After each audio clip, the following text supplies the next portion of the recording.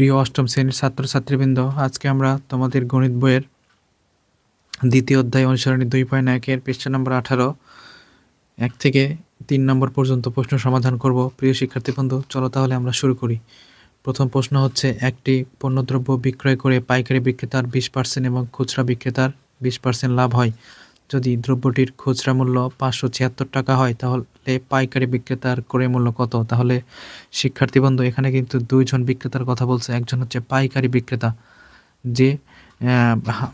যে বাজারে শুধুমাত্র পণ্য নিয়ে যে সরাসরি বিক্রি করে আসে, এবং একজন হচ্ছে খুচরা বিক্রেতা, যে পাইকারি বিক্রেতার কাছ থেকে কিনে সে খুচরা করে বেচে, অর্থাৎ লাভ করার জন্য সে খুচরা করে বেচে। তাহলে পণ্যটির যদি খুচরা বিক্রয় মূল্য 576 টাকা হয়, এটা হচ্ছে খুচরা বিক্রেতার ক্ষেত্রে, তাহলে পাইকারি বিক্রেতার ক্রয়ের মূল্য কত? তাহলে পাইকারি বিক্রেতার ক্রয় মূল্য আমরা কত সেটা বের করব।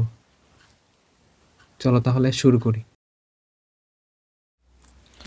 প্রিয় শিক্ষার্থীবৃন্দ, এই অঙ্কটি করার জন্য তোমাকে আগে একটা সূত্র জানতে হবে। লাভ সমান বিক্রয় মূল্য মাইনাস ক্রয় মূল্য, এবং ক্ষতি সমান ক্রয় মূল্য মাইনাস বিক্রয় মূল্য। তাহলে লাভ কখন হয় শিক্ষার্থীবৃন্দ? যখন একটা পণ্য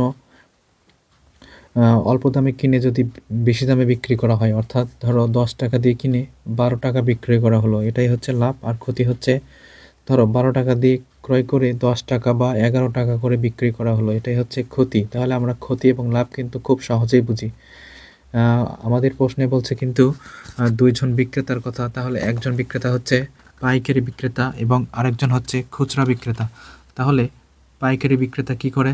সে বাজারে যেয়ে তার পণ্যটি বিক্রি করে আসে, আর যারা কিনে তারা আবার কি করে? আরেকজনের কাছে হয়তো বেচে, না হলে বিক্রি করে, আবার না হলে সে নিজেই আবার সেই পণ্যটি আবার খুচরা ক্রেতাদের কাছে তারা আবার সেটা বিক্রি করে। এভাবে সে পণ্যের লাভ করে বা ক্ষতি করে থাকে। তাহলে আমাদের যেহেতু প্রশ্নে বলছে যে দুইজনই লাভ করবে, অর্থাৎ পাইকারি বিক্রেতাও লাভ করবে, খুচরা বিক্রেতাও লাভ করবে, তাহলে কিন্তু আমরা লিখতে পারি যে খুচরা বিক্রেতার লাভ হয় যে 20% আমাদের দেওয়া আছে। তাহলে আমরা শিক্ষার্থীবৃন্দ, এই যে পার্সেন্ট দেওয়া আছে, এটা আমরা মনে করব যে এটা হচ্ছে 100 টাকায় 20 টাকা লাভ। আমরা কি মনে করব? দেখো, 100 টাকায় কিনে 20 টাকায় লাভ করছে, 20 টাকা লাভ করছে, এটা অর্থ হচ্ছে এরকম। তাহলে যেহেতু এখানে 20% আছে, তাহলে আমরা কি বুঝবো? এটা বুঝবো হচ্ছে 100 টাকায় সে 20 টাকা লাভ করছে। তাহলে আমরা লিখতে পারি যে তার ক্রয় মূল্য কিন্তু ছিল 100 টাকা। তাহলে শিক্ষার্থীবৃন্দ, তার ক্রয় মূল্য যদি 100 টাকা হয়, সে বিক্রয় করছে তাহলে কত? 120 টাকা কিন্তু। তাহলে আমরা কিন্তু লিখতে পারি যে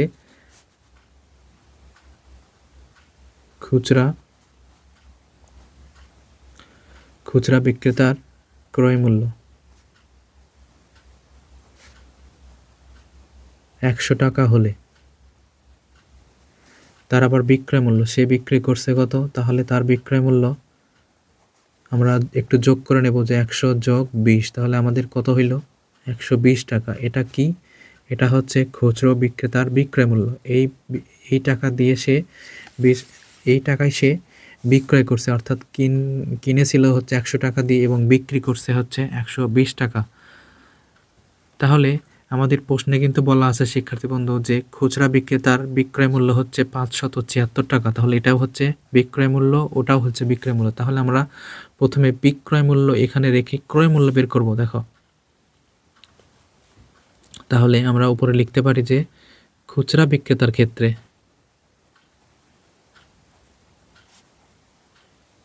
তাহলে খুচরা বিক্রেতার ক্ষেত্রে আমরা কি লিখতে পারি? যে বিক্রয় মূল্য, যেহেতু আমাদের বিক্রয় মূল্য দেওয়া আছে কার? খুচরা বিক্রেতার, সেজন্য আমরা লিখব খুচরা বিক্রেতার ক্ষেত্রে বিক্রয় মূল্য যদি 120 টাকা হয়, তাহলে 120 টাকা হলে আমরা মনে করছিলাম কিন্তু ক্রয় মূল্য 100 টাকা। এই যে, তাহলে আমরা লিখব যে ক্রয় মূল্য সমান 100 টাকা।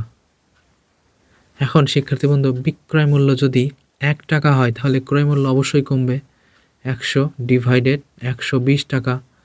এবার আমাদের বিক্রয় মূল্য আছে শিক্ষার্থীবৃন্দ 576 টাকা। তাহলে 576 টাকা যদি হয়, তাহলে অবশ্যই ক্রয় মূল্য আরও বেড়ে যাবে। তাহলে 100 গুণ 576 ডিভাইডেড 120। তাহলে আমরা এই শূন্য কেটে দিলাম। এখন আমরা ভাগ করতে পারি। দেখো, আমরা কিন্তু 2 দ্বারা ভাগ করতে পারি অথবা 6 দ্বারাও ভাগ করতে পারি। তাহলে আমরা যদি এটাকে আমরা 2 দিয়ে ভাগ করে, দেখো 6 দুগুণ 12, 6, এটাকে যদি ভাগ করি 5 দুগুণ 10, 2 দ্বারা আমরা উভয় পক্ষকে ভাগ করলাম। এখন প্রিয় শিক্ষার্থীবৃন্দ, আমাদের কাছে কিন্তু আছে নিচে 6 এবং উপরে আছে 576। তাহলে আমরা 576কে 6 দ্বারা ভাগ করব। 576 ভাগ 6, দেখো 6 দ্বারা ভাগ করলে হয় 96। 96 হলো, এখন 96 আর 5 গুণ দিয়ে দিই, দেখো গুণ 5 গুণ করলে হয় 480 টাকা। তাহলে এই যে 480 টাকা বের হলো, এটা কার ক্রয় মূল্য ছিল? এটা কিন্তু খুচরা বিক্রেতার ক্রয় মূল্য, অর্থাৎ খুচরা বিক্রেতা ইনি কি করছে, পাইকারি বিক্রেতার কাছ থেকে 480 টাকা দিয়ে একটা জিনিস কিনছে, সে ওই জিনিসের উপর আবার 120 টাকা 20% হারে লাভ করছে, অর্থাৎ 100 টাকায় সে 20 টাকা করে লাভ করছে। তাহলে এখন শিক্ষার্থী বিন্দু দেখো আমরা পাইলাম কি, আমরা পাইলাম কিন্তু খুচরা বিক্রেতার ক্রয় মূল্য পাইছি, এটা কিন্তু ক্রয় মূল্য শিক্ষার্থী বিন্দু, এটা কিন্তু ক্রয় মূল্য। কার ক্রয় মূল্য? খুচরা বিক্রেতার ক্রয় মূল্য। তাহলে খুচরা বিক্রেতার ক্রয় মূল্য মানে কি, যে একজন মানুষ বিক্রেতার কাছ থেকে একটা জিনিস কিনছে, তাহলে যে বিক্রি করছে সে কি বিক্রেতা, অর্থাৎ বিক্রি করছে সে, এবং যে কিনছে সে হচ্ছে ক্রেতা। তাহলে খুচরা বিক্রেতা অর্থাৎ খুচরা বিক্রেতার ক্রয় মূল্য যেটা হবে, পাইকারি বিক্রেতার বিক্রয় মূল্য কিন্তু সেটা হবে, কারণ উনি কিন্তু ওই জিনিসটা বিক্রি করছে আর একজন কিনছে, তাহলে বিক্রয় করা এবং এখানে ক্রয় করা একই হলো। তাহলে আমরা লিখব যে পাইকারি বিক্রেতার বিক্রয় মূল্য, অর্থাৎ পাইকারি বিক্রেতার বিক্রয় মূল্য যেটা ছিল, খুচরা বিক্রেতার কিন্তু ক্রয় মূল্য সেটা। খুচরা বিক্রেতার ক্রয় মূল্য কিন্তু সমান সমান। তাহলে কিন্তু আমরা লিখতে পারি না যে 480 টাকা ছিল হচ্ছে পাইকারি বিক্রেতার বিক্রয় মূল্য। তাহলে আমাদের যেহেতু বলছে পাইকারি বিক্রেতার ক্রয় মূল্য, তাহলে আমরা এবার লিখতে পারি যে পাইকারি বিক্রেতার বিক্রয় মূল্য, দেখো যেহেতু 20% লাভ করছে কিন্তু সে, তাহলে আবার লিখব যে 20% লাভে পাইকারি বিক্রেতার সে কি করছে, জিনিসটাকে বিক্রয় করছে, তাহলে বিক্রয় মূল্য কিন্তু 20% ছিল, তাহলে 20 অর্থাৎ 100-র সাথে 20 যোগ করতে হবে, তাহলে যোগ করলে হবে 120 টাকা। এটা কি হলো, এটা কিন্তু তার বিক্রয় মূল্য হলো। তাহলে আমরা মনে করব যে 100 টাকা যেহেতু সে 20 টাকা লাভ করছে, তাহলে কিন্তু তার ক্রয় মূল্য ছিল 100 টাকা। তাহলে আমরা এরকম করে মনে করব যে পাইকারি বিক্রেতার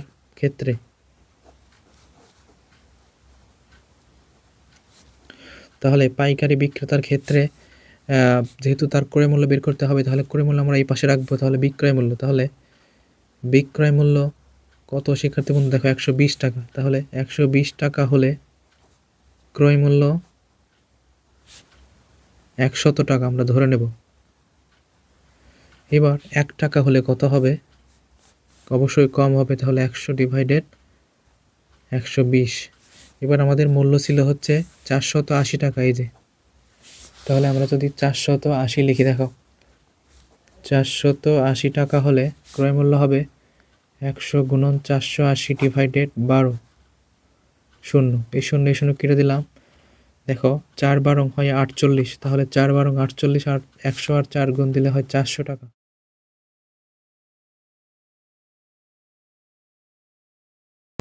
প্রিয় শিক্ষার্থীবৃন্দ, এবার আমাদের 2 নম্বর প্রশ্ন হচ্ছে, একজন দোকানদার কিছু ডাল অর্থাৎ 2375 টাকা দিয়ে বিক্রয় করায় তার 5% ক্ষতি হলো, ওই ডাল কত টাকায় বিক্রি করলে লাভ হতো তার 6%। তাহলে এটা করার জন্য শিক্ষার্থীবৃন্দ আমরা আগে আমাদের ক্ষতিটা বের করে নেব। যে দোকানদার ওইটা বিক্রি করছে ডাল, তার হচ্ছে ক্ষতি হয়েছে, তাহলে তার ক্ষতি কত হয়েছে? প্রিয় শিক্ষার্থীবৃন্দ, যে দোকানদার ডাল বিক্রি করছে তার কিন্তু 5% ক্ষতি হয়েছে, তাহলে আমরা ক্ষতিটাকে বের করে নিই। আমাদের 2 নম্বর প্রশ্ন হচ্ছে, ক্ষতি যেহেতু হয়েছে, তাহলে আমরা লিখব যে 5% ক্ষতিতে সে বিক্রি করছে, তাহলে বিক্রয় মূল্য কার, ডালের, তাহলে লিখতে পারো 5% ক্ষতিতে ডালের বিক্রয় মূল্য, যেহেতু পার্সেন্ট সেহেতু 100-5, তাহলে আমাদের 95 টাকা বের হলো। এই 95 টাকা সে ক্ষতি করছে শিক্ষার্থী বন্ধু, 5% ক্ষতি করলে হচ্ছে 95 টাকা সে ক্ষতি করছে 100 টাকার থেকে। তাহলে আবার 6% লাভ করবে, তাহলে আমরা লিখতে পারি যে 6% লাভে সে কি করবে, 6% লাভে আবার বিক্রয় করবে, তাহলে 6% লাভে ডালের বিক্রয় মূল্য 100 যোগ 6, লাভ করার সময় যোগ দিয়ে দিবা, তাহলে 106 টাকা। দেখো 5% ক্ষতিতে ছিল 95 টাকা, 6% লাভে হলো 106 টাকা। তাহলে দুটাই কিন্তু বিক্রয় মূল্য। তাহলে যেহেতু আমাদের 6% লাভের কথা বলছে, তাহলে আমরা লিখব যে ক্ষতিতে 95 টাকা বিক্রয় মূল্য হলে লাভে বিক্রয় মূল্য হবে 106 টাকা। এখন ক্ষতিতে যদি 1 টাকা বিক্রয় করা হয় তাহলে কত হবে? তাহলে কিন্তু অবশ্যই কম হবে, 106 ভাগ 95। আবার ক্ষতিতে যদি আমাদের মূল্যের দাম দেওয়া ছিল হচ্ছে 2375 টাকা, তাহলে 2375-এর জন্য কত হবে? 2375-এর জন্য লাভে হবে বিক্রয় মূল্য 106 গুণ 2375 ডিভাইডেড 95। এখন শিক্ষার্থী বন্ধু, আমরা দেখো এই যে 95কে আমরা ভাগ দেব। কি দ্বারা ভাগ দেব? যেহেতু এই 95 এর ডান দিকে দেখো 5 আছে, তাহলে যেহেতু 5 একটি বিজোড় সংখ্যা, তাহলে আমরা একে বিজোড় সংখ্যা দ্বারাই ভাগ দেব। তাহলে আমরা কত দ্বারা ভাগ দেব? আমরা 95কে 5 দ্বারা ভাগ দেব। দেখো 95কে 5 দ্বারা ভাগ করলে হয় 19। আর এই যে 2375 যেহেতু বিজোড় সংখ্যা, তাহলে 2375কে আমরা ভাগ দেব। দেখো 2375 ভাগ 5 ভাগ দিলে হয় দেখো 475। তাহলে 475 লিখলাম। এখন দেখো নিচে আছে আমাদের কাছে 19 আর উপরে আছে হচ্ছে 475। তাহলে আমরা যদি এখন 475কে 19 দ্বারা ভাগ দিই, দেখো 25 হয় শিক্ষার্থী বন্ধু। তাহলে 25 হলো। এখন 25 আর এখানে 106, তাহলে 106 গুণ 25।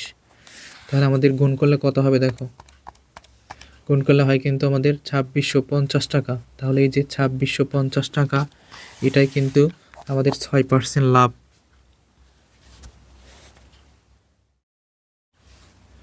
প্রিয় শিক্ষার্থীবৃন্দ, এবার আমরা করব 3 নাম্বার। দেখো 3 নাম্বার বলছে 30 টাকায় 10টি দরে 15টি দরে সমান সংখ্যক কলা কিনা হলে সবগুলি কলা 30 টাকা 30 টাকায় 12টি করে বিক্রয় করলে শতকরা কত লাভ বা ক্ষতি হবে? তাহলে কত লাভ বা ক্ষতি হবে এটা বের করব। শিক্ষার্থী বন্ধু, প্রথমে বলছে কিন্তু 10টি দরে 30 টাকা, অর্থাৎ 10টির দাম কিন্তু 30 টাকা, আবার 15টির দামও 30 টাকা।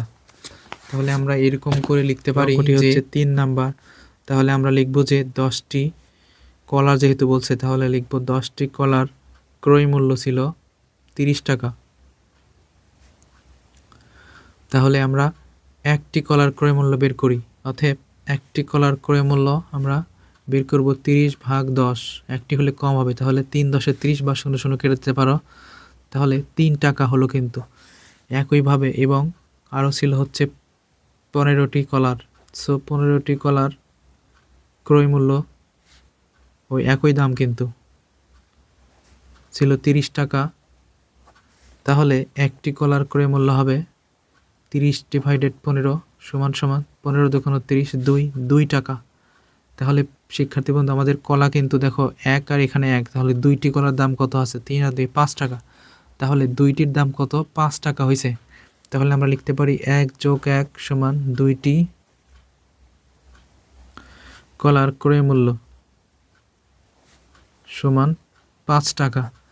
এখন আমাদের প্রশ্নে দেওয়া আছে যে 12টি কলা বিক্রয় করলে 30 টাকায় যদি 12টি কলা বিক্রয় করা হয়, তাহলে আমাদের কলা আছে এখন কিন্তু 2টি। তাহলে আমরা লিখতে পারি যে এখানে এরকম করে লিখতে পারি যে এখন 12টি কলার কি বিক্রয় মূল্য? 12টি কলা বিক্রয় করতে হবে। তাহলে 12টি কলার বিক্রয় মূল্য 30 টাকা দিয়ে 12টি কলা বিক্রয় করা হয়েছে। তাহলে 30 টাকা। তাহলে একটি কলার দাম কত? 30 ডিভাইডেড 12 আমরা ভাগ করব না, পরে ভাগ করতেছি। এবার আমরা 2টি কলার মূল্য বের করব। দেখো 2টি কলা আমাদের ছিল, তাহলে 30 ডিভাইডেড 12 গুণ 2, 6 দুগুণ 12। দেখো আবার 5 6 30, 5 টাকা। তাহলে 5 টাকা, এই যে আমাদের 5 টাকা বের হলো কিন্তু বিক্রয় মূল্য। ওই যে কলা বিক্রেতা সে কিন্তু কলা কিনেছিল 5 টাকা দিয়ে, বিক্রয় করছেও কিন্তু 5 টাকায়। দেখো বিক্রয় এবং ক্রয় মূল্য যদি সমান হয় তাহলে কি তার লাভ হয়েছে? লাভ কিন্তু হয়নি। সুতরাং আমরা লিখতে পারি যে